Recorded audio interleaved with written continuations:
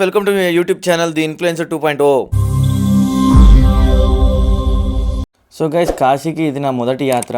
హైదరాబాద్ నుండి కాశీకి రైలు మార్గం ఎలా ఉంది, అలాగే రైలు దిగినాక కాశీలో మనం ఎక్కడ బస చేయాలి, మరియు కాశీలో ఏ ఏ ఆలయాలని ఏ సమయాల్లో దర్శించుకోవాలి, అలానే ఎక్కడ పుణ్యస్నానాలు ఆచరించాలి, మరియు ఘాట్ల యొక్క వివరణ కూడా నేను ఈ వీడియోలో క్లుప్తంగా తెలియజేయబోతున్నాను.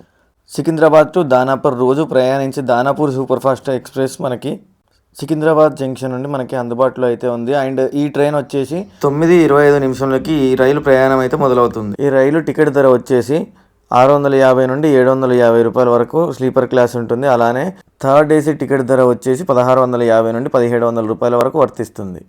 ఒకవేళ మీకు రైలు టికెట్లు తాత్కాల్లో కావాలి అనుకుంటే రేపు వెళ్ళవలసిన యాత్రకు ఈరోజే 11ంటికి మీ టికెట్లను అయితే ఐఆర్సిటీసీ వెబ్సైట్ ద్వారా బుక్ చేసుకోవాల్సి ఉంటుంది. నేను మరియు నా బృందం బెల్లంపల్లి రైల్వే స్టేషన్ నుండి కాశీ యాత్రను అయితే ప్రారంభించాము. మాకు 24 గంటలు పట్టింది కాశీ నగరాన్ని చేరుకోవడానికి. So hi guys, welcome to my YouTube channel the influencer 2.0. And Bellampalli నుంచి 24 అవర్స్ జర్నీ తర్వాత నేను నా టీం అయితే కాశీకి చేరుకున్నాను. చూడండి నా టీంని. కాశీ నగరాన్ని చేరుకున్నాక ఇక్కడ మన బస అనేది చాలా ముఖ్యమైనది. ఎందుకంటే అక్కడ లభించే ఆహారాలు మనకు నచ్చకపోవచ్చు, మరియు మన తెలుగు వారికి అయితే ఇక్కడ ఎన్నో ఉచిత సత్రాలు మరియు ఆశ్రమాలు ఉన్నాయి. మేము మొదటగా సైకిల్ బాబా ఆశ్రమానికి అయితే వెళ్ళాము. అక్కడ గదులు ఖాళీ లేవని చెప్పారు. వెంటనే దానికి దగ్గరలో ఉన్న రామతారక ఆంధ్ర ఆశ్రమాన్ని కూడా మేము వెళ్ళాము. అక్కడ కూడా గదులు ఖాళీ లేవని అయితే మాకు తెలియజేశారు వారు. ఇక మేము రైల్వే స్టేషన్ వద్ద ఏ ఆటోని అయితే మాట్లాడినామో ఆ ఆటో డ్రైవరే ఒక ఆంధ్ర ఆశ్రమానికి అయితే తీసుకువెళ్తానని చెప్పారు. అతను తీసుకువెళ్ళాడు శ్రీ కాశీ అన్నపూర్ణ ఆంధ్ర ఆశ్రమం అండ్ ట్రస్ట్కి. అండ్ వీళ్ళ దగ్గర ఫుడ్ వచ్చేసి ఫ్రీగా పెడుతున్నారు 2 పూటలు కూడా. అండ్ వీరు రూమ్స్ కూడా చాలా నీట్గా మెయింటైన్ చేస్తున్నారు. అండ్ ఈ ఆశ్రమం కూడా కాశీ విశ్వనాథ ఆలయానికి 1 కిలోమీటర్ సమీపంలో ఉండడం వలన మనం నడక మార్గానే కాశీ విశ్వనాథ ఆలయానికి అయితే తేలికగా చేరుకోవచ్చు. ఈ ఆశ్రమం యొక్క రూమ్ ఛార్జీల వివరాలు వారి మాటల్లోనే విందాం పదండి. 300 రూపీస్. సో మీరు కూడా వారి మాటల్లోనే విన్నారు కదా. ఏసీకి వచ్చేసి పర్ పర్సన్కి 400 రూపీస్ ఛార్జ్ చేస్తున్నారు, మరియు నాన్ ఏసీకి వచ్చేసి పర్ పర్సన్కి 300 రూపీస్ అయితే ఛార్జ్ చేస్తున్నారు. అలానే వీరు దాంట్లోనే ఉచిత భోజనం కూడా అందజేస్తున్నారు. సో గైస్, అందరం అయితే ఫ్రెష్ అయిపోయినాం. అండ్ మన టీం తెలిసి స్వాగ్ చూడండి, మన స్వాగ్ ఉంటుంది, మినిమం ఉంటుంది మన వాళ్ళతోనే. అండ్ అందరం కూడా కాశీని ఎక్స్ప్లోర్ చేయడానికి అయితే స్టార్ట్ అయిపోయినాం. సో ఫస్ట్ వచ్చేసి కాలభైరవ టెంపుల్కి వెళ్ళిపోవాలి. తెలుసా ఎందుకో? కాలభైరవుడు అనేవాడు మన కాశీకి అయితే క్షేత్రపాలకుడు. So let's start exploring Kashi.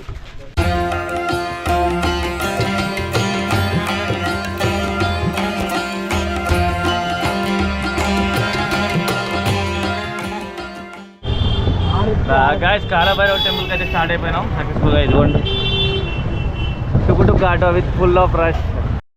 మీరు కాశీలో ఉన్న ఆలయాలన్నీ కూడా ఆటోలో తిరగాలి అని అనుకుంటే ఆటో ప్యాకేజెస్ అయితే అవైలబుల్గా ఉంటాయి. అవి 800 నుంచి 1200 మధ్యలో ఉంటాయి.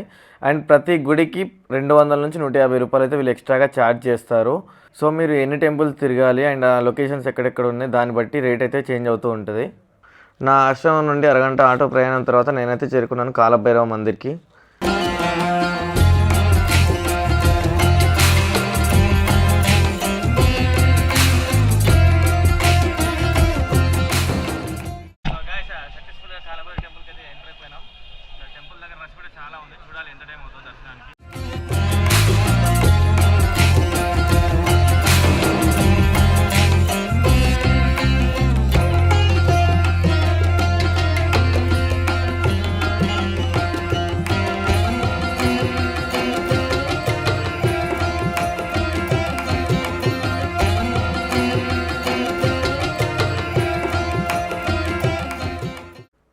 మేము వెళ్ళిన సమయంలో కాలభైరవన్ మందిరం దగ్గర అయితే రద్దీ ఎక్కువగా ఉండడం కారణంగా 30 నుండి 45 నిమిషాలు మాకు దర్శనానికి అయితే టైం పట్టింది. ఈ మందిరం యొక్క పురాణాల్లోకి వెళ్తే అసలు ఈ కాలభైరవుడు ఎవరు, ఈ కాలభైరవునికి కాశీకి ఉన్న సంబంధం ఏమిటి అనే విషయాలు మనం చర్చిద్దాం. మీరైతే వీడియోని స్కిప్ చేయకుండా పూర్తిగా చూడండి. శివపురాణంలో కాలభైరవ వృత్తాంతం ఉంది. అయితే ఓసారి కొందరి మహర్షులకు ఈశ్వరతత్వం అంటే ఏంటి అని తెలుసుకోవాలనే కోరిక కలిగింది. ఎవరు చెబుతారా అని ఆలోచించారు. సృష్టికర్తని మించిన బ్రహ్మజ్ఞాని ఎవరని నేరుగా బ్రహ్మ తపస్సు చేసుకుంటున్న మేరు పర్వతం దగ్గరికి వెళ్ళారు. బ్రహ్మదేవుడు కూడా ఆ నిగూఢ రహస్యాన్ని తప్పక బోధిస్తానని మాటిస్తాడు. అంతలోపే సృష్టికర్త అయిన బ్రహ్మ చుట్టూ ఒక మాయాపురాన్ని సృష్టిస్తాడు ఈశ్వరుడు. దీంతో బ్రహ్మకి మనసులో ఏ మూలనో ఉన్న అహంకారం బయటికి వచ్చి, పిచ్చి మహర్షులు, పరతత్వం గురించి చెప్పేది ఏముంది, నేనే ఆ మహత్తత్వాన్ని, స్వయంభువుని నేను, విధాతని నేను, సృష్టి స్థితిలయ కారకుని నేను, మీ ప్రశ్నకి జవాబును కూడా నేనే అంటూ ప్రగల్భాలు పలికాడు. వెంటనే ముక్కంటి ఈశ్వరుడు ప్రత్యక్షమయ్యాడు. ఆ ఆకారాన్ని చూసి వెంటనే బ్రహ్మ 5వ తల ఫక్కున నవ్వింది. దీంతో శివుడు ఆగ్రహంతో ఊగిపోయాడు. బురుకటి ముడిపడిపోయింది. అందులోంచి భయంకరమైన ఆకారంతో కాలపురుషుడు ఆవిర్భవించాడు. అతడే ఈనాటి కాలభైరవుడు. శివుడి ఆదేశాన్ని అనుసరించి బ్రహ్మ 5వ తలను తన వేలుగోటితో తెగ నరికేశాడు కాలభైరవుడు. దాని వలన బ్రహ్మదేవుని గర్వం అణిగిపోయింది. కానీ ఆ తల కింద పడిపోకుండా భైరవుడి చేతికి అంటుకుపోయింది. దానితో కాలభైరవునికి బ్రహ్మహత్య పాతకం సోకింది. నీవు బ్రహ్మకపాలాన్ని చేతిలో ధరించి తీర్థయాత్రలు చేయి అని శివుడు కాలభైరవునికి సలహా ఇచ్చాడు. వెంటనే కాలభైరవుడు బ్రహ్మకపాలాన్ని చేతిలో ధరించి క్షేత్ర పర్యటనలకు సిద్ధమవుతాడు. తను ఎన్ని క్షేత్రాలు తిరిగినా తనకు సోకిన పాతకం విడవనందున కాలభైరవుడు చివరకు ఏదైనా సలహా కోరుతూ మహావిష్ణువుని ప్రార్థిస్తాడు. అప్పుడు శ్రీ మహావిష్ణువు ప్రత్యక్షమై, ఓ కాలభైరవ, నీవు శివుడి పుత్రుడు కనుక కాశీ క్షేత్రానికి వెళ్ళు. కాశీ క్షేత్రంలో నీవు అడుగు పెట్టగానే నీకు సోకిన బ్రహ్మహత్య పాతకం భస్మమవుతుంది అని సలహా ఇస్తాడు. దీనితో కాలభైరవుడు కాశీ నగరాన్ని చేరుకోగానే తనకి సోకిన బ్రహ్మహత్య పాతకం అనేది తొలగిపోతుంది. బ్రహ్మ కపాలాన్ని కాశీలోనే పూడ్చిపెడతాడు. ఆ బ్రహ్మ కపాలాన్ని పూడ్చిన ప్రదేశమే నేటి కాశీలోని కపాల మోక్ష తీర్థం. తరువాత కాలభైరవుని చూసిన శివుడు, భక్తుల పాపములను తీసి నువ్వు తినేయి. నువ్వు పాపములను తినేసి వారిని రక్షిస్తావు కాబట్టి పాపభక్షకుడు అనే పేరును నీకు ఇస్తున్నాను. కాశీ నగరానికి నిన్ను అధిపతిని చేస్తున్నాను. నీ అనుగ్రహం ఉన్నవారే ఈ కాశీ నగరాన్ని ప్రవేశిస్తారు అని చెప్తాడు. అందువలనే మనం కాశీ నగరంలో ప్రవేశించగానే కాలభైరవుని దర్శించుకోవాలి. కాశీ యాత్రకు వెళ్ళిన వారు కాశీ తాడు కట్టుకుంటారు కదా, అది ఈ కాలభైరవుని ఆలయంలోనే కడతారు. ఈ ఆలయంలో ప్రదక్షిణ చేస్తుంటే మనల్ని ఒక దండంతో కొడతారు. దీనినే భైరవ దండన అని అంటారు. ఇలా కొట్టించుకున్న వారికి నరకంలో భైరవ యాతన ఉండదట.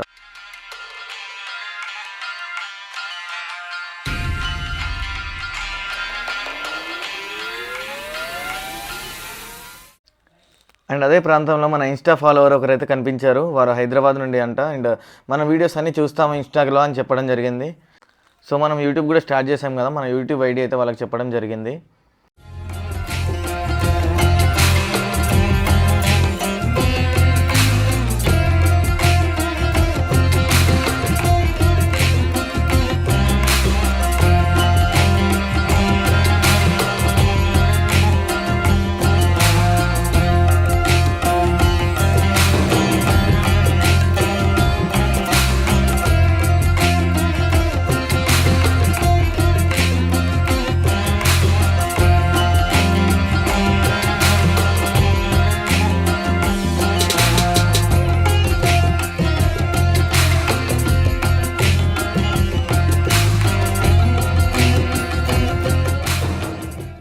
ఈ రోజుకి మా ఆలయ దర్శనాలు ముగించుకొని కాలభైరవ ఆలయం ఒకటి మాత్రమే దర్శించుకున్నాము. అండ్ వెంటనే గంగా నది పుణ్యస్నానాలు ఆచరించి ఇంకా ఆశ్రమానికి వెళ్దామని నిశ్చయించుకున్నాం. ఈ గంగా నదిలో స్నానం చేయడం వల్ల మన దేహాన్ని శుద్ధి చేసుకుని మన పాపాలను అయితే కడిగేసుకోవచ్చు. అలానే ఈ కాశీ విశ్వేశ్వరుని దర్శించుకోవడం వల్ల మన మనస్సుని కూడా శుద్ధి చేసుకోవచ్చు.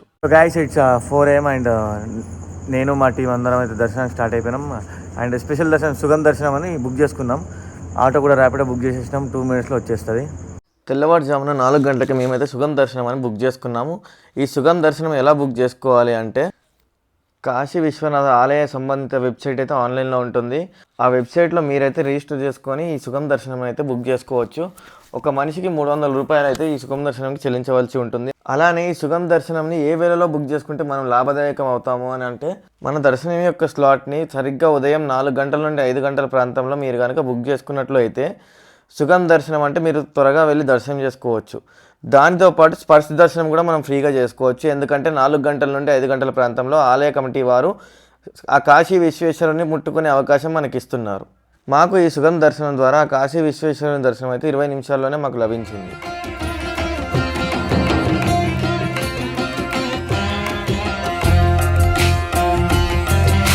మీరు కూడా సుగం దర్శనం బుక్ చేసుకొని ఉంటే మీరైతే 4వ గేట్ నుండి ప్రవేశించాల్సి ఉంటుంది గుడి లోపలికి. కాశీ విశ్వేశ్వరుని దర్శనం తర్వాత మీరు కనుక గేట్ నెంబర్ 1 నుండి ఎగ్జిట్ అయితే మీకు ఎదురుగానే కనబడుతుంది శ్రీ అన్నపూర్ణాదేవి ఆలయం. ఈ అన్నపూర్ణాదేవి గుడి యొక్క స్థల పురాణంలోకి వెళ్తే, ఒకానొక కాలంలో ముక్కంటి ఈశ్వరుడు ఒక మాట అంటాడు. అన్నంతో సహా అన్నీ ఈ లోకాన మాయే అని అంటాడు. భక్తుల ఆకలి తీర్చే అమ్మైన పార్వతీదేవి శివుని మాటలు నచ్చక కాశీ వదిలి వెళ్ళిపోతుంది. దాంతో ప్రజలకు ఆహారం దొరకక ఆహారం కోసం అలవటించడం మొదలవుతుంది. ప్రజల కష్టం చూడలేని అమ్మవారు తిరిగి కాశీకి వచ్చి అందరి ఆకలి తీరుస్తుంది. చివరికి ఆహారం యొక్క ప్రాముఖ్యతను గుర్తించిన శివుడు భిక్షపాత్రను పట్టుకొని ఆహారం కోసం పార్వతీదేవిని అర్జించాడంట. నాటి నుండి నేటి వరకు భక్తుల ఆకలి తీరుస్తూ పార్వతీదేవి అన్నపూర్ణదేవిగా కాశీలో ఇప్పటికీ వర్ధిల్లుతుందంట. అన్నపూర్ణదేవి ఆలయం నుండి కొంచెం వెనక్కి వస్తే దుండి గణపతి ఆలయం ఉంటుంది. కాశీ వెళ్ళిన వారు తప్పకుండా ఈ దుండి గణపతిని అయితే దర్శించుకోండి. దేవతలు కాశీ రాజ్యానికి దివోదాసును రాజును చేస్తారు. కాశీ విశ్వనాథుడు కాశీలో ఉన్నంత వరకు ఈ ప్రజలు దివోదాసుని పట్టించుకోరు అని కాశీ విశ్వనాథుని కాశీ వదిలి వెళ్ళమని దేవతలను కోరుతాడు. దేవతలు అందరూ కలిసి ఈ దుండి గణపతిని జ్యోతిష్కుడి రూపంలో దివోదాసు దగ్గరికి పంపి తిరిగి కాశీ విశ్వేశ్వరుని కాశీకి వచ్చే విధంగా దివోదాసుకు వైరాగ్యం పెంచుతారు. ఇంకా మీకు వీలుంటే ఒకసారి యూట్యూబ్లో సెర్చ్ చేయండి, దుండి గణపతి మహత్యాలు అని ఎన్నో ఉంటాయి. అంత పవర్ఫుల్ అన్నమాట ఈ దుండి గణపతి.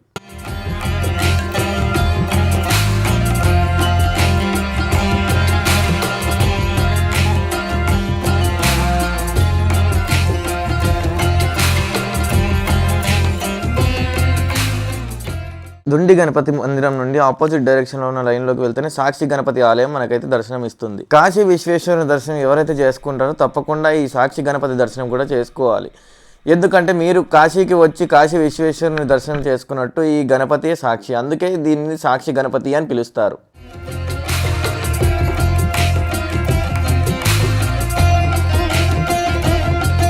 సాక్షి గణపతి ఆలయం నుండి అలానే నేరుగా వెళ్ళి లెఫ్ట్ తీసుకున్నామంటే ఒక 100 మీటర్ల దూరంలో మనకి వారాహిమాత ఆలయం అయితే ఉంటుంది. ఈ వారాహిమాత ఆలయం వచ్చేసి 7 నుంచి 9 గంటలు, ఈ 2 గంటల సమయంలోనే దర్శనానికి పాసిబుల్ ఉంటుంది. అసలు ఈ వారాహిదేవి ఎవరు? ఈ వారాహిదేవి ఎక్కడి నుండి ఆవిర్భవించింది? మరియు మన కాశీ క్షేత్రంలో ఈ వారాహిదేవిని 2 గంటలు మాత్రమే ఎందుకు దర్శించగలం? ఆ తర్వాత ఈ గుడిలో వారాహిదేవి ఉంటుందా? ఇలాంటి ఎన్నో ప్రశ్నలకు నేను ఇప్పుడు సమాధానం చెప్పబోతున్నాను. వీడియోని స్కిప్ చేయకుండా క్షుణ్ణంగా వినండి. పూర్వకాలన రక్తబీజుడు అనే రాక్షసుడు దేవులని మనుషులని సంహరిస్తూ రెచ్చిపోతూ ఉంటాడు. అప్పుడు దేవతలందరూ పార్వతీదేవిని సహాయం కోరగా పార్వతీదేవి దుర్గామాత రూపంలోకి మారి రక్తబీజుడితో యుద్ధం చేయడానికి బయలుదేరుతుంది. అయితే దుర్గామాత రక్తబీజుడితో యుద్ధం చేస్తున్నప్పుడు రక్తబీజుడిని గాయపరచడం వల్ల రక్తబీజుడి శరీరం నుండి ఒక రక్తపు బొట్టు నేల మీద పడుతుంది. కానీ రక్తబీజుడికి ఒక వరం ఉంది. అది ఏమిటంటే తన రక్తపు బొట్టు నేల మీద పడిన ప్రతిసారి మరొక రక్తబీజుడు ఉద్భవిస్తాడు. దానివల్ల రక్తబీజుడిని ఎన్నిసార్లు చంపాలని చూసినా రక్తబీజుడి రక్తం నుండి 1000 మంది రాక్షసులు ఉద్భవిస్తారు. అలా రక్తబీజుడిని చంపడం అసాధ్యమైంది. అప్పుడు రక్తబీజుడిని సంహారం కోసం దుర్గాదేవి తన దేహం నుండి సప్తమాత్రికలను పుట్టిస్తుంది. సప్తమాత్రికులు అంటే 7 అమ్మవార్లు. ఈ 7 అమ్మవార్లు కూడా దుర్గాదేవి యొక్క స్వరూపాలే. కానీ సప్తమాత్రికులకు తాంత్రిక శక్తులు ఉంటాయి. ఈ సప్తమాత్రికులు ఎవరంటే బ్రాహ్మిణి, వైష్ణవి, మహేశ్వరి, ఇంద్రాణి, కౌమారి, వారాహి, ఇంకా చాముండి. అప్పుడు ఈ 7 అవతారాలు కూడా రక్తబీజుడిని సంహరించడంలో సహాయపడతారు. అయితే ఈ వారాహిదేవి మాత్రం రక్తబీజుడిని సంహరించేందుకు చాలా ఉగ్రరూపం ధరించిందని దేవి భాగవతంలో ఉంది. మేము ఉదయం 7 గంటల సమయంలో ఈ వారాహిమాత ఆలయానికి అయితే చేరుకున్నాము. ఈ వారాహిమాతను దర్శించేందుకు 90% తెలుగు వారే మనకి ఈ క్యూ లైన్లలో అయితే కనబడుతూ ఉంటారు.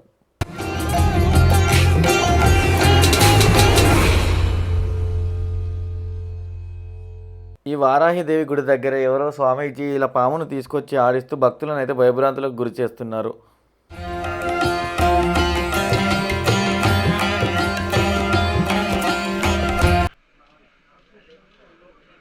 అలా పామును చూశాక మా బృందంలో ఉన్న ఒక చిన్ని బాలుడైతే స్పృహ తప్పి పడిపోయాడు.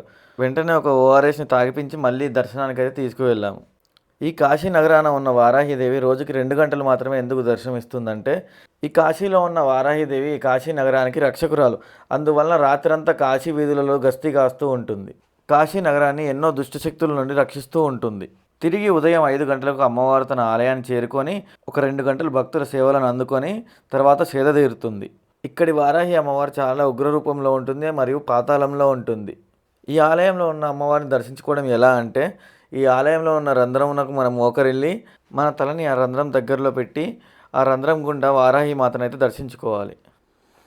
ఈ వారాహి అమ్మవారిని దర్శించుకోవడం వల్ల మనం కటిక దరిద్రం నుండి విముక్తి పొందుతాం. అలాగే భూమి వివాదాలు ఏమైనా ఉన్నా కూడా, భూదోషాలు ఏమైనా ఉన్నా కూడా సులువుగా పరిష్కారం అయిపోతుందంట. అలానే మనశ్శాంతి మరియు ఐశ్వర్య ప్రాప్తి కూడా కలుగుతుందంట. వారాహి అమ్మవారి గుడి నుండి బయటికి వచ్చి కుడివైపుకు తిరిగినట్లయితే దక్షిణముఖ హనుమాన్ అయితే మనకు దర్శనం ఇస్తూ ఉంటాడు. ఈ దక్షిణముఖి హనుమాన్ గుడి వెనుక నుండి కొంచెం దూరం వెళ్తే మనమైతే కాశీ విశాలాక్షి అమ్మవారి ఆలయాన్ని అయితే చేరుకోవచ్చు. ఈ కాశీ విశాలాక్షి ఆలయం అష్టాదశ శక్తిపీఠాల్లో ఒకటి. ఈ ఆలయంలోకి కెమెరా అనుమతి లేనందున ఈ కాశీ విశాలాక్షి దేవి ఫోటోలను పెట్టి మీకు ఈ ఆలయం యొక్క చరిత్రను అయితే నేను చెప్పబోతున్నాను. ఇక శక్తిపీఠం కథనం విషయానికి వస్తే, ఆహ్వానం లేకుండా తండ్రి చేసే యాగానికి సతీదేవి వెళ్ళడం, అక్కడ శివుడు తండ్రి చేత అవమానించడం చూసి పార్వతీదేవి అగ్నిలో ఆత్మాహుతి చేసుకోవడం, అది చూసి భరించలేని శివుడు సతీదేవి శరీరాన్ని భుజాన వేసుకొని విలయతాండవం చేస్తుంటే శివుడి ఉద్వేగాన్ని తగ్గించడానికి మహావిష్ణువు తన చక్రంతో సతీదేవి శరీరాన్ని ఖండాలుగా చేయడం, ఆ శరీర భాగాలు పడిన ప్రదేశాలు శక్తిపీఠాలుగా మహత్యాన్ని సంతరించుకోవడం, వాటిలో ముఖ్యమైన వాటిని అష్టాదశ శక్తిపీఠాలుగా వ్యవహరించడం మనకు తెలిసిందే. అలా సతీదేవి ఖండిత భాగాలలో అమ్మవారి కర్ణకుండలాలు అంటే చెవి కుండలాలు, కళ్ళు ఇక్కడ పడినట్లు చెప్తారు. ఈ ఆలయంలో విశాలాక్షి అమ్మవారు 2 రూపాలలో మనకు దర్శనమిస్తూ ఉంటారు. మనం ఆలయంలోకి వెళ్ళగానే ఎదుట కనబడి దర్శించుకునేది అర్చామూర్తి రూపం. ఆ అర్చామూర్తిని ఆది శంకరాచార్యులు ప్రతిష్ఠించారు అని చెప్తారు. అలానే ఈ అర్చామూర్తి విగ్రహం వెనుకనే స్వయంభూగా వెలిసిన విశాలాక్షి అమ్మవారు అయితే మనకు దర్శనమిస్తారు. ఈ విశాలాక్షి అమ్మవారి ఆలయం నుండి మనమైతే కాశీ విశ్వనాథ ఆలయ ప్రాంగణానికి తేలికగా చేరుకోవచ్చు. అండ్ ఇక్కడ నుంచి గంగా వ్యూ మాత్రం చాలా బాగుంటుంది, తప్పకుండా విజిట్ చేయండి. కాశీ విశ్వనాథ గుడి పక్కనే ఉన్న లలిత ఘాట్లో నేపాలీ మందిరం అయితే ఉంటుంది, తప్పకుండా విజిట్ చేయండి. ఈ నేపాలీ శైలిలో ఉన్న మందిరంలో పశుపతినాథుడు అయితే కొలువై ఉన్నాడు.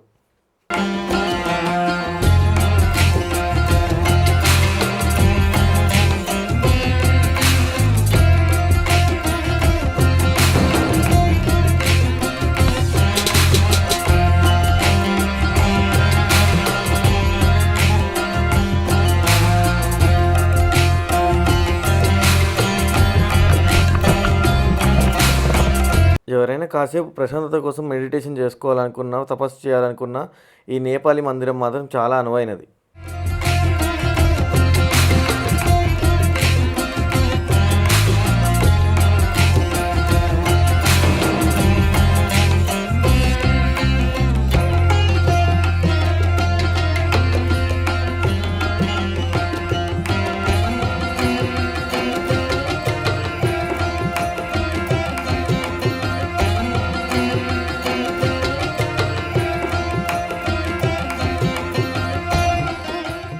అలాగే చాలామందికి ఉన్న ప్రశ్న ఏంటి అంటే, కాశీ యాత్రని వయసు పైబడిన వారే చేయాలా లేక ఎవరైనా చేయవచ్చా అనే ప్రశ్న అందరిలోనూ మెదులుతుంది. దానికి నేను చెప్పే సమాధానం ఒకటే, కాశీ యాత్రని ఏ వయసు ఉన్నవారైనా చేయవచ్చు. ఒకానొక కాలాన ఇన్ని రవాణా సౌకర్యాలు లేనందున పెళ్ళి పిల్లలు అయ్యాక జీవితం అంతా చూశాక వృద్ధాప్యంలోనే ఈ కాశీ యాత్రని అయితే మొదలు పెట్టుకునేవారు. కానీ ఇప్పుడున్న రోజుల్లో కేవలం కొన్ని గంటల్లోనే కాశీ నగరానికి అయితే మనం చేరుకోగలం. అందువలన కాశీ యాత్రని ఏ వయసు వారైనా చేయవచ్చు. కాశీలో మీకు నచ్చిన వస్తువు లేదా రంగు ఏదైనా పండును వదలాలంటే దానికి సమాధానం వచ్చేసి అక్కడ మనం ఏమీ వదలాల్సిన అవసరం అయితే లేదు. మరి కాశీలో మనం వదలాల్సినవి ఏంటి అంటే ఇప్పుడు చెప్తాను వినండి. దీనికి 2 కథనాలు ఉన్నాయి. ఒకటి, కాయాపేక్ష ఫలాపేక్షని వదలాలి. కాయాపేక్ష అంటే శరీరం పట్ల ప్రేమ. ఈ శరీరం పట్ల ఉన్న ప్రేమ, వ్యామోహం, శరీర సుఖాలను వదిలి ఒక సాధు జీవితం గడపాలని కాశీ మనకు నేర్పుతుంది. మరియు ఫలాపేక్ష అంటే ఏదైనా పని చేసినప్పుడు ఫలితం ఉదాహరణకు ఒక 10 రూపాయలు దానం చేసినప్పుడు ఆ దానానికి తగిన పుణ్య ఫలితం కోసం మనం ఆశించకూడదు. మన దానం ద్వారా ఎదుటివారు ఫలితాన్ని పొందారా లేదా అనేది మాత్రమే మనం చూడాలి. అలాగే ఇంకో కథనం ఏమిటంటే, మనం కాశీ విశ్వేశ్వరుని దర్శనానికి వెళ్తుంటే ఆ ఆలయ ముఖద్వారం దగ్గరే మన భవబంధాలని వదిలేసి ఆ గుడి లోపలికి ఒక దాసుడిగా వెళ్ళాలి. భవబంధాలు అంటే మనకి భూమి మీద ఏర్పడిన బంధాలని భవబంధాలు అని అంటాం. ఆ కాశీ విశ్వేశ్వరుని దర్శనం తర్వాత తిరిగి మనం వెనుతిరిగి వస్తుంటే అదే ముఖద్వారం దగ్గర తిరిగి మన భవబంధాలను మన వెంట తీసుకొని ఇంటికి వెళ్ళిపోవాలి. నేను నా బృందం ఒక ఆటో ప్యాకేజ్ అయితే మాట్లాడుకొని కాశీలో ఉన్న దేవాలయాలన్నీ దర్శించుకోవడానికి మేమైతే స్టార్ట్ అయిపోయాం. ముందుగా సంకటమోచన మందిరానికి అయితే చేరుకున్నాము.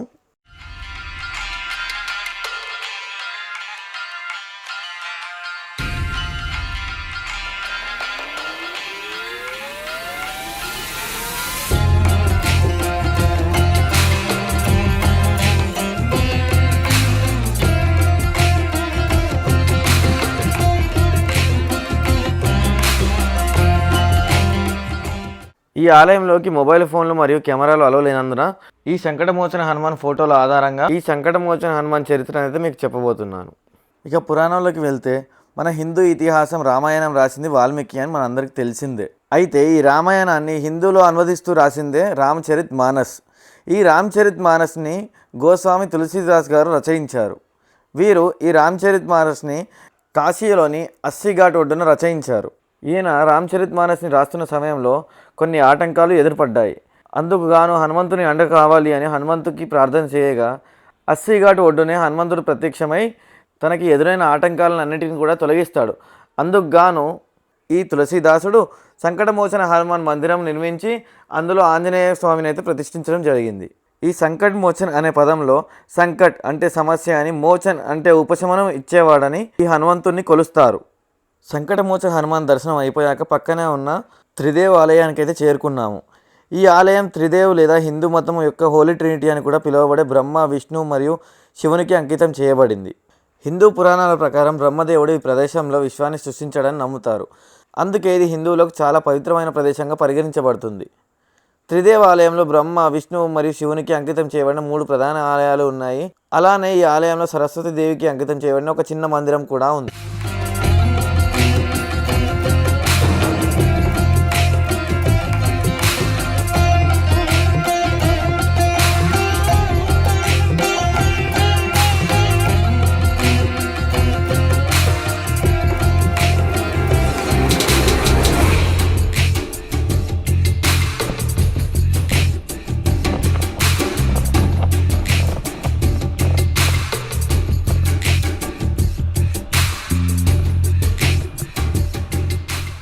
ఈ త్రిదేవ్ మందిర్కి సమీపానే ఉన్న శ్రీ సత్యనారాయణ తులసీదాస్ మందిర్కి అయితే మనం విచ్చేసాం. ఇక ఈ ఆలయం యొక్క స్థల పురాణంలోకి వెళ్తే గోస్వామి తులసీదాస్ తన రామచరిత్ మానస్ని పూర్తి చేసింది అయితే ఇదే ప్లేస్లో. 1964లో ఈ ఆలయం నిర్మాణం అయితే పూర్తయిపోయింది.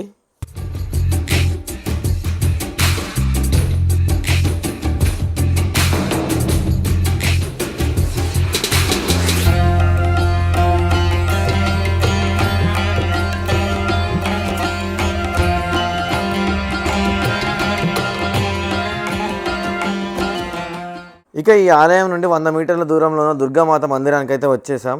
ఈ దుర్గామాత మందిరానికి అయితే చాలా పెద్ద కథనే ఉంది, మీకు షార్ట్లో చెప్తాను, నేను వినండి. ఒకానొక కాలాన ఈ వారణాసి పట్టణాన్ని కాశీనరేశుడు అనే రాజు పరిపాలించేవాడు. ఆయన పరిపాలిస్తున్న సమయంలో శాంతి భద్రత కొరకై ఈ దుర్గాదేవిని వారణాసి పట్టణంలో ప్రతిష్ఠించారని చరిత్ర చెప్తుంది. ఈ మందిరం పక్కన దుర్గా కుండ అని పిలువబడే ఒక కోనేరు కూడా ఉంది. అక్కడ పుణ్యస్నానాన్ని ఆచరించి దుర్గమ్మను దర్శించుకుంటే మనకు తీరని కోరిక అంటూ ఉండదు అని ఇక్కడ వారి విశ్వాసం. దుర్గామాత దర్శనం అయిపోయాక దుర్గామాత ఆలయానికి సమీపంలో ఉన్న గవ్వలమ్మ లేదా కౌడిమాత అని పిలువబడే ఈ గవ్వలమ్మ ఆలయానికి అయితే మేము చేరుకున్నాము. అసలు ఎవరి గవ్వలమ్మ? ఆ పరమశివుడికి గవ్వలమ్మ సోదరిగా ఎలా అవుతుందో నేను ఇప్పుడు చెప్పబోతున్నాను, వినండి. ఈ గవ్వలమ్మ దక్షిణ భారతదేశంకి చెందిన ఒక గ్రామదేవత. ఆమె కాశీని సందర్శించి అక్కడ నివసించడం ప్రారంభించింది. ఒకసారి కాశీలో తిరుగుతున్నప్పుడు నిమ్మకుల నీడ ఆమెపై పడింది. నిమ్మకుల అంటే తక్కువ కులం వారు.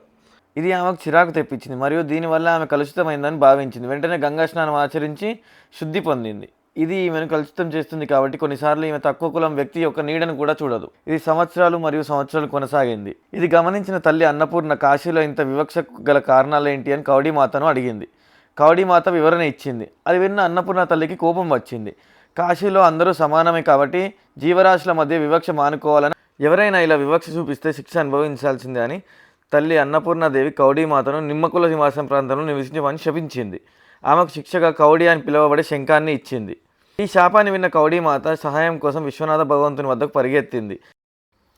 ఆమె శాపం గురించి తెలుసుకున్న విశ్వనాథ భగవానుడు, అన్నపూర్ణదేవి శాప విముక్తి అయితే నేను చేయలేను, కానీ అందుకు బదులుగా అతను కౌడిమాతను తన అక్కగా అంగీకరించాడు. మరియు దక్షిణ భారతదేశం నుండి వచ్చే భక్తులు కాశీయాత్ర యొక్క సంపూర్ణ ఫలాన్ని పొందాలంటే తప్పనిసరిగా కౌడిమాతను ఆరాధించాలని ఆదేశించాడు. ఈ కౌడిమాతని ఎవరైతే దర్శించుకుంటారో వారి ఇంట్లో అష్టైశ్వర్యాలు ఎల్లప్పుడూ వర్ధిల్లుతాయని విశ్వనాథుడు చెప్పారు. శివుని అక్కైన గవ్వలమ్మను దర్శించుకున్న తర్వాత నేను నా బృందం మన్మందిర్ ఆలయానికి అయితే చేరుకున్నాము.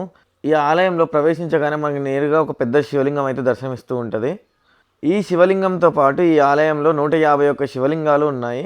శివలింగమే కాకుండా పరశురాముడు, శ్రీరామచంద్రమూర్తులు మరియు ఇంకా ఎందరో దేవతామూర్తులను అయితే ఇక్కడ మనం దర్శనం చేసుకోవచ్చు.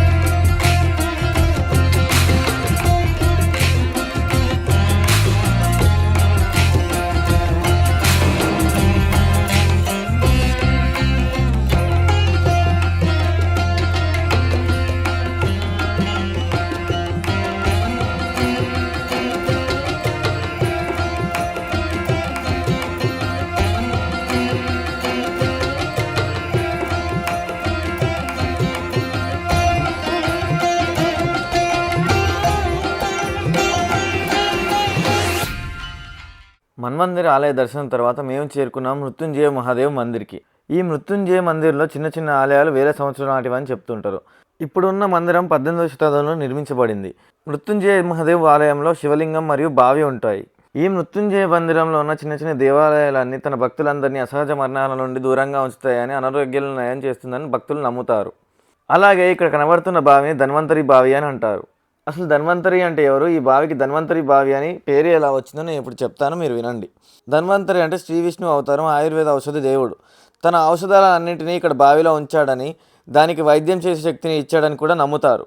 అలాగే ఈ బావిలో 5 నదుల యొక్క నీరు ప్రవహిస్తుందని అందరూ ఇక్కడ భక్తులు అయితే నమ్ముతారు. ఈ బావిలో నీటిని 21 రోజులు అనారోగ్యంతో ఉన్నవారు ఎవరైనా తాగినట్లయితే వారు తిరిగి సంపూర్ణ ఆరోగ్యాన్ని సమకూర్చుకుంటారని నమ్ముతారు.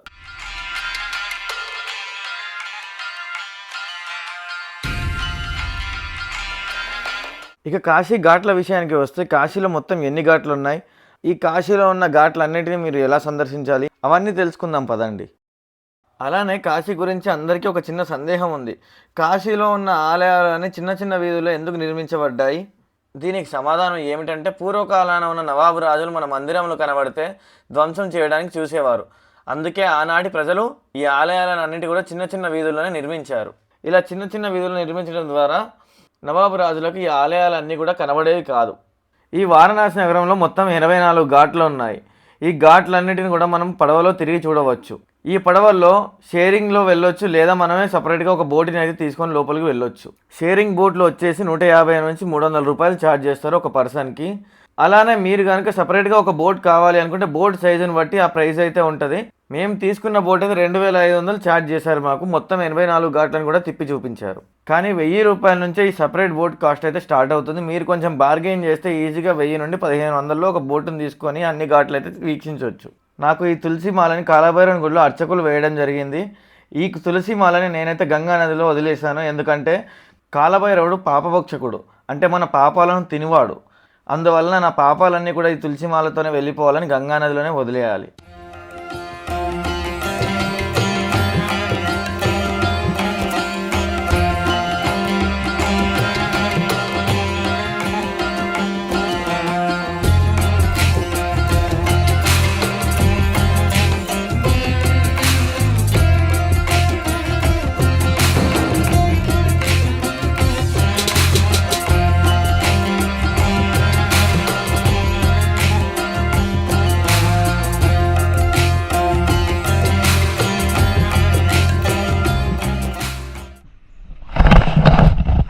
లైఫ్ జాకెట్ లేవు వాళ్ళ కోసం పోలీసులు అయితే తిరుగుతున్నారు. సో అండ్ అలాంటి షిప్స్ని కూడా ఇక్కడ ఎంకరేజ్ చేయట్లేదు. పోలీసు వాళ్ళు కూడా మంచి సేఫ్టీ ప్రికాషన్స్ అయితే పాటిస్తున్నారు. సో ఎవరు వచ్చినా కూడా మీరైతే ఇక్కడ బోటింగ్ చేసేటప్పుడు తప్పకుండా లైఫ్ జాకెట్ అయితే ధరించండి. మా టీం చూడండి ఎంత చక్కగా కూర్చున్నారు లైఫ్ జాకెట్ వేసుకొని రెడీగా. అండ్ ఈ వీడియోలో కనబడుతున్నట్టుగా డబ్బులని నదిలో వేశాడు కదా మా ఫ్రెండ్. సో అలా అయితే మీరు ఎవరు వేయకండి, ఎందుకంటే అలా వేయడం వల్ల దేనికి ఉపయోగం ఉండదు. అసలు ఈ నదిలో డబ్బులు వేసే కాన్సెప్ట్ ఏంటో మీకు క్లియర్గా చెప్తాను, వినండి. పూర్వకాలాన మన దగ్గర రాగి నాణాలు ఉండేవి. అవి నీటిలో వేసినప్పుడు నీటిని శుద్ధి చేస్తాయి. అందువలన పూర్వకాలాన రాగి నాణాలను తీసి నీటిలో వేసేవారు ఇలా నదుల్లో. అప్పుడు ఆ నదిలోని నీటి శుద్ధి అవుతుంది అని ఒక నమ్మకం. కానీ ఇప్పుడున్న కాలంలో రాగి నాణాలు అనేవి లేవు. సో ఇవి రాగి నాణాలు కానప్పుడు వీటిని కాశీని పరిపాలించిన రాజుగారి కోట. అలానే ఈ వారణాసిలో ఉన్న 84 ఘాట్లలో ముఖ్యమైన 6 ఘాట్ల గురించి నేను ఇప్పుడు చెప్తున్నాను, మీరు వినండి. మొదటిది హరిశ్చంద్ర ఘాట్. రాజా శ్రీ సత్యహరిశ్చంద్రుడు ఇక్కడ కాటికాపరిగా పనిచేసినందున ఈ ఘాట్ని హరిశ్చంద్ర ఘాట్ అని పిలుస్తారు.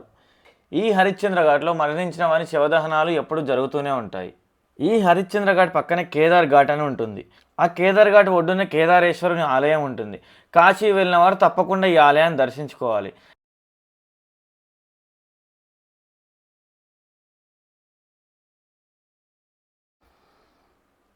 మరొకటి రాజ్ఘాట్. ఈ రాజ్ఘాట్ వద్దనే పిండ ప్రదానాలు అన్నీ జరుగుతాయి. 1000 నుంచి 1500 రూపాయలు ఛార్జ్ చేస్తారు. బ్రాహ్మణులందరూ కూడా ఈ రాజ్ఘాట్లోనే పూజలు నిర్వహిస్తూ ఉంటారు. ఇక 4వది వచ్చేసి నారద్ ఘాట్. ఈ నారద్ ఘాట్లో ఎవరైనా దంపతులు స్నానం చేశారంటే వారు ఇంటికి వెళ్ళే లోపు వారికి గొడవ జరగడం ఖాయం. అందుకే ఈ నారద్ ఘాట్లో దంపతులు ఎవరు కూడా స్నానం చేయొద్దు అని పూర్వీకులు చెప్తూ ఉంటారు. మరి మనం కాశీలో పుణ్యస్నానాలు ఎక్కడ ఆచరించాలి అని మీకు ఒక సందేహం వచ్చే ఉంటుంది. మనం కాశీలో పుణ్యస్నానాలను సరిగ్గా మధ్యాహ్నం 12 గంటలకు ఆచరించాలి. ఆ ఆచరించేది ఎక్కడో చెప్తున్నా వినండి. మణికర్ణిక ఘాట్లో మణికర్ణిక చక్ర పుష్కరిణి అని ఒకటి ఉంటుంది. ఆ పుష్కరిణిలో సరిగ్గా మధ్యాహ్నం 12 నుంచి 12:10 సమయంలో మనం కనుక పుణ్యస్నానాలు ఆచరించినట్లయితే మనకు కాశీ వచ్చిన ఫలితం అయితే దక్కుతుంది. అదే సమయంలో ఎందుకు ఇక్కడ స్నానం చేయాలి అని మీకు సందేహం రావచ్చు. దానికి కూడా మేము కారణం చెప్తున్నాను, వినండి. ఈ పుష్కరిణిని మానవుడు తవ్వలేదు. అవును, నేను చెప్పేది నిజమే. ఈ పుష్కరిణిని మహావిష్ణువే తన యొక్క విష్ణు చక్రంతో తవ్వాడని పురాణాల్లో రాసి ఉంది. అందువలన రోజు మధ్యాహ్నం 12 నుంచి 12:10 సమయంలో సకల దేవతలు వచ్చి ఈ పుష్కరిణిలో స్నానం చేస్తారని పురాణాల్లో రచించి ఉంది. అందుకే మనం కూడా సరిగ్గా 12 గంటల ప్రాంతంలో సకల దేవతలను స్మరిస్తూ ఈ పుష్కరిణిలో స్నానం చేసినట్లు అయితే మనకి కూడా ఎంతో కొంత పుణ్యఫలం అయితే దక్కుతుంది. ఇక ఇప్పుడు నేను చెప్పబోయే అత్యంత ముఖ్యమైన ఘాట్ అదే మణికర్ణిక ఘాట్. చావును సైతం పండగగా జరుపుకునే ఈ ఘాట్ గురించి మీకు నేను చెప్పబోతున్నాను, వినండి. అసలు ఈ ఘాట్కి మణికర్ణిక ఘాట్ అనే పేరు ఎలా వచ్చింది? దీనికి 2 కథనాలు ఉన్నాయి. మొదటి కథనం ప్రకారం విష్ణువు తన చక్రాన్ని ఉపయోగించి ఒక గొయ్యిని తవ్వాడని, అదే సమయంలో శివుడు దొంగచాటుగా చూస్తుంటే శివుడి మణికర్ణికలో తవ్విన గొయ్యిలో పడడం ద్వారా దీనికి మణికర్ణిక ఘాట్ అని పేరు వచ్చిందని మొదటి కథనంలో ఉంది. మరియు రెండో కథనం ఏంటంటే శివుడి భార్య అయిన పార్వతీదేవి తన చెవి పోగులను దాచిపెట్టి వాటిని కనుగొనమని శివుడిని కోరిందంట. అందుకే దీనిని మణికర్ణిక ఘాటుగా పిలుస్తారు అని కూడా అంటారు. ఈ మణికర్ణిక ఘాట్లో రోజుకు 100కు పైగా శవాలను కాలుతూ ఉంటాయి. అలానే కొన్ని ముఖ్య సమయాల్లో తాంత్రిక పూజలు చేసేవారు కూడా ఇక్కడ మనకి దర్శనమిస్తూ ఉంటారు. ఈ మణికర్ణిక ఘాట్లో 1 గంట సమయాన్ని మనం గడిపినట్లయితే మన దేహం మీద ఉన్న ప్రేమను మనం వదిలేస్తాము. ఈ మణికర్ణిక ఘాట్లో సాధారణంగా చనిపోయిన వారిని మాత్రమే దహనం చేస్తారంట. యాక్సిడెంట్ మరియు ఏదైనా పాము కాటుతో ఇంకేదైనా కారణాలతో చనిపోయిన వారిని మాత్రం ఇక్కడ దహనం చేయరంట. ఏదైనా రాయికి వారి మృతదేహాన్ని కట్టి ఇదే గంగలో వదులుతారని ఇక్కడ వారు చెప్తున్నారు.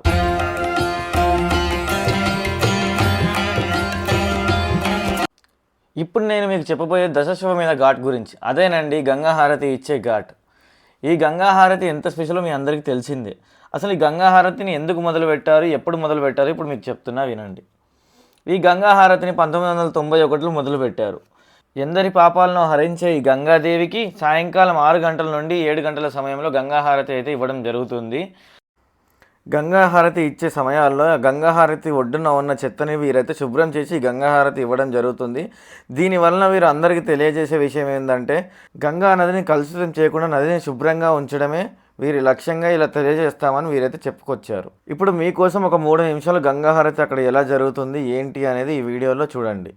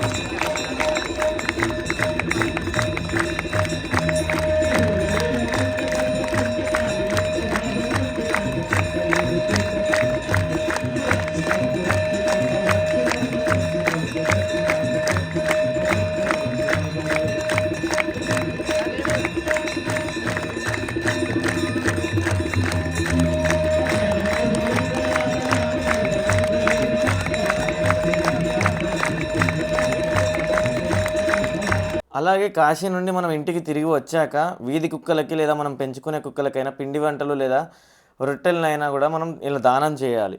ఇలా ఎందుకు చేయాలి అంటే కుక్క అనేది కాలభైరవుడి వాహనం లేదా కాలభైరవుడి ఇంకో స్వరూపం అని కూడా మనం చెప్పుకోవచ్చు. ఆ కాలభైరవుని అండతోనే మనం కాశీ దర్శనాన్ని పూర్తి చేసుకొని తిరిగి క్షేమంగా ఇల్లు చేరుకున్నాం కనుక ఈ విధంగా కృతజ్ఞత తెలుపుకోవాలి. అప్పుడే మన ఈ కాశీ యాత్ర సంపూర్ణంగా ముగిసినట్టు. సో మీరందరూ చూసారు కదా నా కాశీ యాత్ర వీడియో. అండ్ మీకైతే నా వీడియో నచ్చినట్లయితే తప్పకుండా సబ్స్క్రైబ్ చేసుకోండి. అండ్ అలానే ఈ బెల్ ఐకాన్ అయితే టైప్ చేయండి. మరిన్ని ఇలాంటి వీడియోలతో మీ ముందుకు నేను రావాలనుకుంటున్నాను. సో తప్పకుండా బెల్ ఐకాన్ అయితే ట్యాప్ చేయండి. అండ్ మీరు ఎవరితో అయితే కాశీకి వెళ్ళాలనుకుంటున్నారో వారికి ఈ వీడియోని అయితే షేర్ చేయడం మర్చిపోకండి. సర్వే జన సుఖినో భవంతు.